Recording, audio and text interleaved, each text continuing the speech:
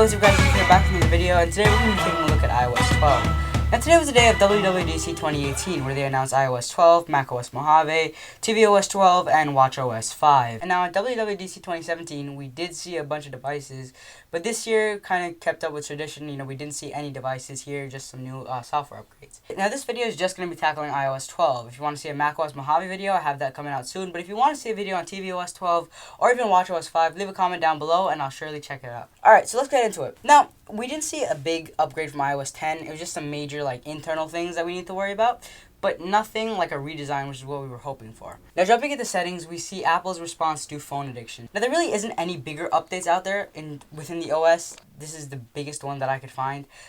It's really just downtime, which is what it's called, literally. Now you can set how much time you want to dedicate to each genre of app. And for the purpose of this video, I dedicated it to social networking, so I gave it, a few minutes. As soon as I opened Instagram or Snapchat, after that limit was up, it gave me a time limit warning that I could either ignore it or cancel it or, just keep going with it. I chose to cancel it just for the video, but you can also take it off if you want to. Now that was really the main focus of screen time, just limiting your screen time. But there were more things that I couldn't test out because I don't have enough devices to test it out with, like group FaceTime, where you can have 32 people on one FaceTime call, which is similar to a house party. I don't know if you guys have heard of it, but it just allows more people and it's FaceTime. Now I don't have an iPhone 10, but I'll put a clip right here so you can see what I'm talking about. This is called Memoji. Memoji? I'm gonna say Memoji, but I'm not sure. So Memoji is kind of like, you remember Wii? You know how they had those Me characters? This is basically that. It's just like an emoji to me. It's Apple's response to Samsung. It's basically that, but amplified. iBooks became Apple Books. You probably may have missed that. It's just very subtle. Voice memos comes to iPad. Now this is a big help to me. I normally have my iPad and my iPhone with me the whole time, and I use my iPhone for recording and my iPad for audio. And normally what I have to do is record a video with the iPad, just using the mic, and just extract the audio later on. But now I can just use voice memos, which is way easier. It takes a step less for me, and it's way more helpful. Thank you, Apple. Stocks is redesigned. On the iPad, it looks way better. I prefer it on the iPad. Stocks on the iPhone, it's more of like a scrolling thing.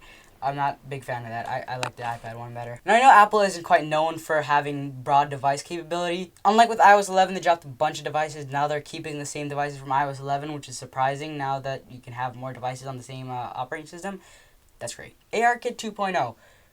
It's the same AR kit, but 2.0, so that means it's better. Apple's really pushing this whole AR thing. They want it to become, like a big thing with their phones, and I don't blame them. I think AR is really cool, but the only thing that I was hoping for was a virtual reality headset, which worked great with AR, because it wasn't totally virtual reality. It was like AR, but with a headset, so an augmented reality headset, but that didn't happen. I don't know if this is just on my iPad, or this is meant to be like this, but it kind of looks like the iPhone 10. If you slide down from the top right, it brings up the control center. If you slide up from the bottom, it closes out the app.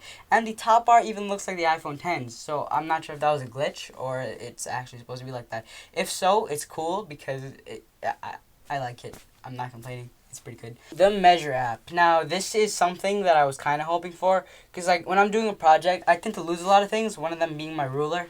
So when I'm doing projects and stuff, it's easy to have it on my phone, so I can just measure it like that.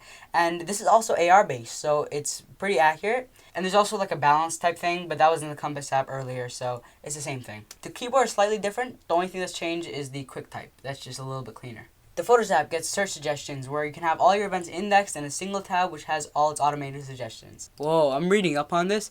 There's Lego AR. Whoa, I'm gonna enjoy that. Lego AR. That app is gonna be amazing.